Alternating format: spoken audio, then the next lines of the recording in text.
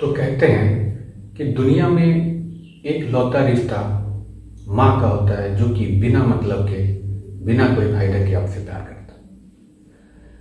और कैसा हो कि उस माँ को आपको अपने परिवार, अपनी बीवी, अपने बच्चों की वजह से अपने से दूर किसी अनाथ आश्रम में रखना पड़े, तो उस माँ पे क्या बीती होगी जिसने बचपन से उस बेटे को पाला पोसा, काबिल बनाया, और आज उससे वो जुदा हो रही है।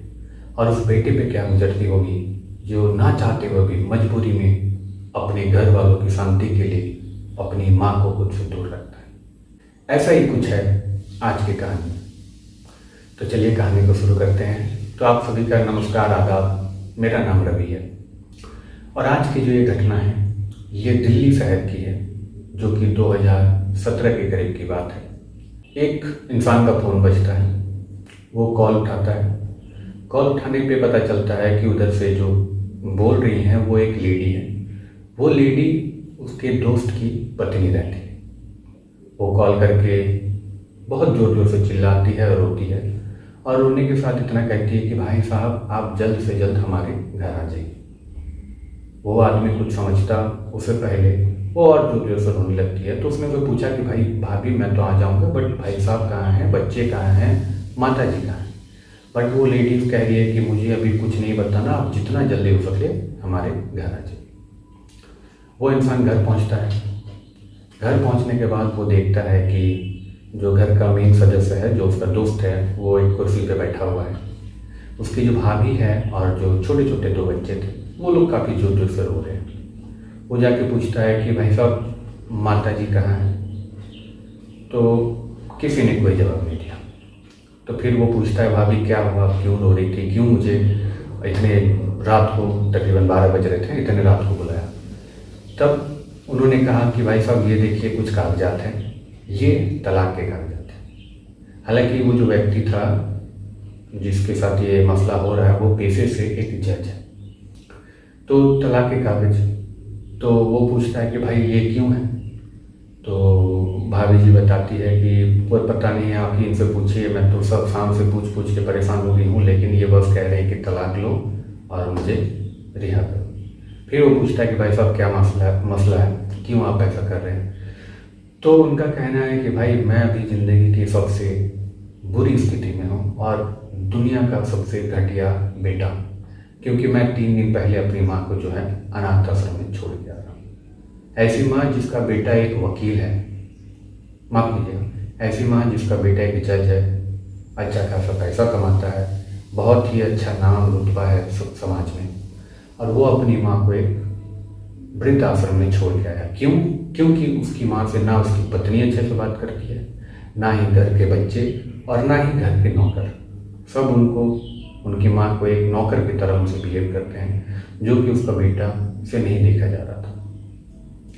ये वही माँ है जिसने बचपन से मुझे पाला पोसा बड़ा किया, क्योंकि जब वो 2 साल के थे तब उनके पिता की मृत्यु हो गई थी। 2 साल के बाद से उनकी माँ ने घर की सारी जिम्मेदारियाँ उठाई, उन्हें पढ़ाया लिखाया, लोगों से कर्ज लेकर, ताकि वो काबिल बनी, और वो काबिल बना। लेकिन जब वो काबिल बन गया तो उस काबिलियत का क्या फ़ायदा जब वो अपनी माँ का देखभाल ही नहीं कर सकता।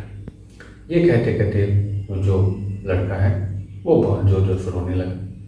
वो कहने लगा कि मैं तलाक दे दूँगा, जितनी भी मेरी कमाई है, धन संपत्ति, सब मैं इन लोगों के नाम कर दूँगा, और मैं अपनी माँ के साथ उसी वृद्ध आश्रम में रहूँगा जहाँ मेरी माँ रहती है।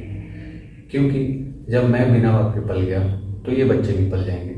मेरी बीवी को शांति चाहिए, आज़ादी चाहिए, तो मैं आज उसे सब तरीके से आज़ाद कर देता हूँ। इतनी सारी बातें सुनकर उनकी बीवी जो है वो भी भावुक हो गई। उसे भी अपनी गलती का पछतावा हुआ।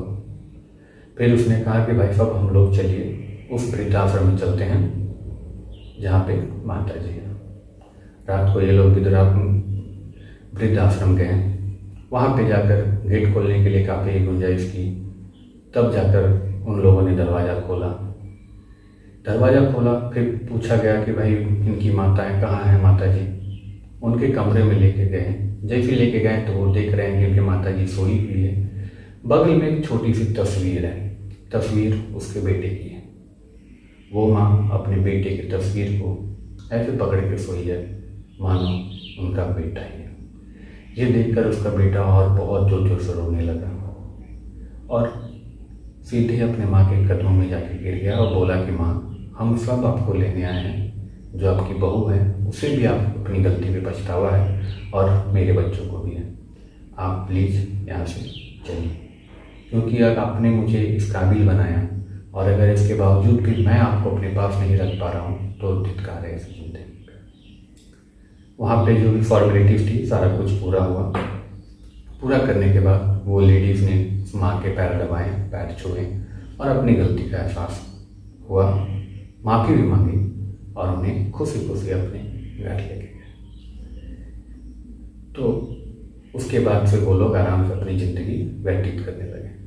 तो ये वीडियो का माध्यम से मैं आप लोगों को बस ये बताना चाहता हूँ कि दुनिया में कितनी भी बड़ी परेशानियाँ आए, अपनी माँ का साथ कभी ना छोड़ें, क्योंकि यही एक लौती ऐसी इंसान है पूरी दुनिया में जो बिना किसी स्वार्थ के आपसे प्यार करती है। परिवार में, हर परिवार में मसले होते हैं, उस मसलों को सुलझाया कीजिए, लेकिन किसी के प्रेशर में आके, किसी के दूसरों की वजह से अपनी माँ का साथ ना छोड़ें और अपनी पत्नी का भी साथ ना छोड़ें। ऐसा करें, प्रॉब्लम को सुलझाएं और ज़िंदगी में आगे बढ़ें। तो बस इसी के साथ मैं भी विदा लेता हूँ, फिर मिलूँगा अगले वीडियो में। तब तक के लिए गुड बाय, जय हिंद।